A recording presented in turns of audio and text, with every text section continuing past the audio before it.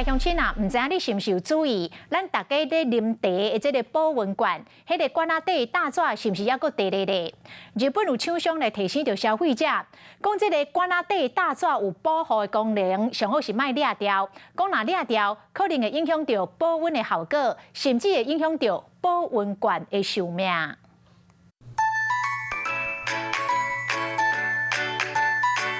茶是烧的，也是冷的，只有啉的人才会知。严过你啉的烧水，哪会拢袂烧？是安怎？你拢唔知。想要知影原因，紧看保温罐仔的底部，这条大纸是毋是也搁伫咧？因为日本保温罐仔的业者伫咧网络顶悬甲大家讲，保温罐仔底部的大纸你千万唔通掠，保温的效果有可能会消失去。这条大纸是虾米背景？是安怎这么有效咧？瓶身它本身，你看那个接缝，它很粗。所以呢，它如果说一旦经过这样的一个撞击，让它产生变形的话，当然了，它整个的接缝就一定会有所谓的裂痕。那这个裂痕出现的话，它里面的保温的这些的空气层就容易会流失。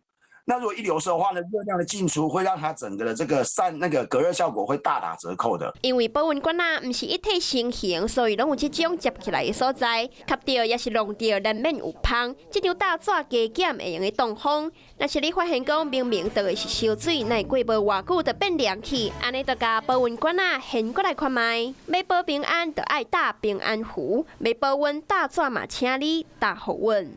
有事没事赶紧转开华视，还没有订阅华视的 YouTube 频道吗？赶紧按赞、订阅、开启小铃铛，我们华视 YouTube 见。